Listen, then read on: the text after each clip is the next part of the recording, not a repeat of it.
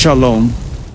Welcome to our channel Sermon TV. Nowadays people deserve to know the reality of zombies.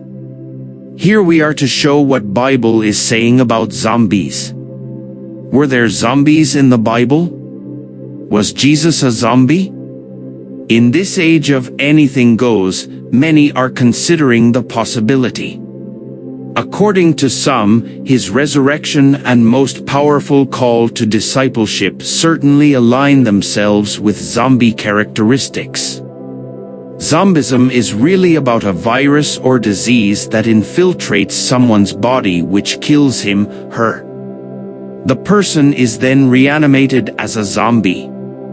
Other humans are then infected by a bite or a virus which then turns that person into a zombie, thus perpetrating the cycle. A zombie is a dead person's body reanimated but continuing the process of decay.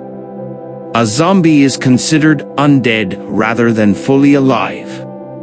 According to Isaiah 49 verse 26, "And I will feed them that oppress thee with their own flesh, and they shall be drunken with their own blood, as with sweet wine."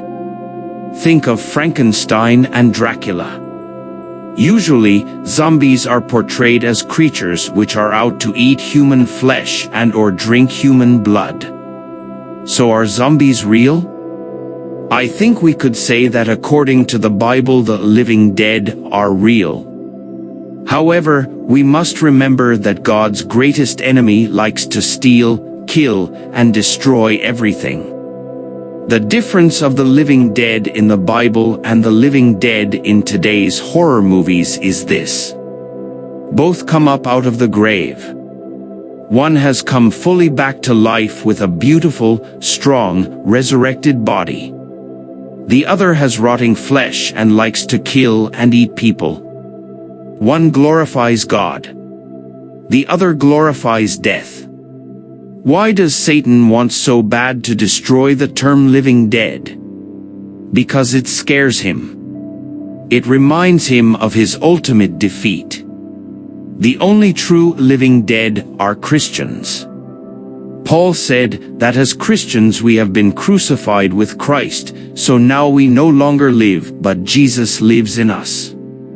Christians are new creations. The old self is dead and the new has come, Galatians 2:20.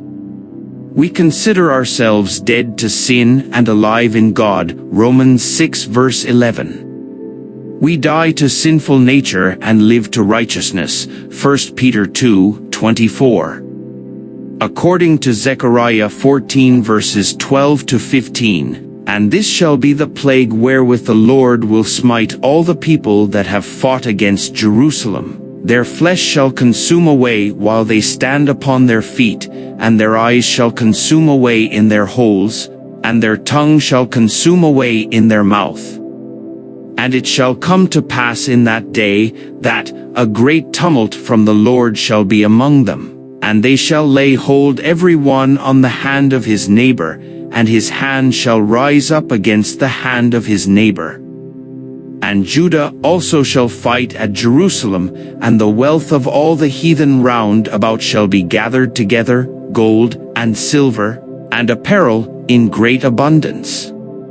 And so shall be the plague of the horse, of the mule, of the camel, and of the ass, and of all the beasts that shall be in these tents, as this plague." A zombie is a corpse that has been reanimated. Modern fantasy novels and movies use a viral infection, chemical, often dispersed by a government agency, or aliens to explain the cause of the reanimation and the contagiousness of the disease. The term a zombie comes from voodoo and means a corpse that has been reanimated and is controlled by a witch doctor. Modern zombies more closely reflect Indo-European mythology, which tried to explain phenomenon such as plagues, corpses that didn't rot, and the difficulty of being able to tell if someone was really dead until they tried to dig out of their own grave. The first mention of flesh-eating dead is in the Epic of Gilgamesh. Frankenstein's monster is probably the first zombie-like character in more modern fiction. The question of zombies in the Bible is usually posed as an incredulous response to the stories of resurrection, whether it be Elijah and the widow's son, 1 Kings 17 verses 17 to 24, Lazarus, John 11, or Jesus himself.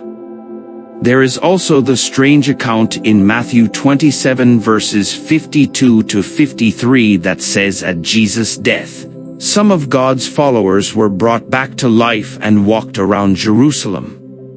None of these examples resemble zombies as we know them. The widow's son, Lazarus, the boy who fell asleep during Paul's sermon, Acts 20 verses 9 to 12, and others were all brought back to full life and, presumably, continued in like manner until they died again. Jesus' body was not reanimated. He was given a new, glorified body which, aside from the scars in his hands, feet, and side, was so much better than the old. His closest friends didn't recognize him, Luke 24 verses 13 to 16. John 20 verse 15. That isn't to say that the Bible never mentions zombies. There is one instance that might be interpreted as a person dying and being reanimated by demonic forces. It's that of the Antichrist. Midway through the tribulation, the Antichrist will receive a mortal head wound which will be healed. Revelation 13 verses 3 and 12, 14. It is also at this time that Satan is permanently expelled from heaven, where he did not live but did occasionally visit. Job 1. There is some speculation that at this time Satan takes possession of the body of the Antichrist. If this is true, it could be argued that for the last half of the tribulation, the Antichrist is a demonic zombie. And let us not forget other biblical prophecies that include some zombie-type descriptions, such as God's bowls of wrath in the Revelation of John. Particularly, the repulsive sores of the first bowl, Revelation 16 verse 2, the scorching heat of the fourth bowl, Revelation 16 verse 8, and the people gnawing their tongues in the fifth bowl, Revelation 16 verse 10. Also, there will be starvation, pestilence, plagues, and more during the tribulations. Thank you for joining us on this insightful journey on zombies. Please like, share, and subscribe to our channel for more enlightening content. May God bless you abundantly on your spiritual journey. Don't forget to check out our other videos and subscribe to our channel Sermon TV for more inspiring content. Thank you for watching, and may you be inspired to live out your faith boldly. Until next time, take care.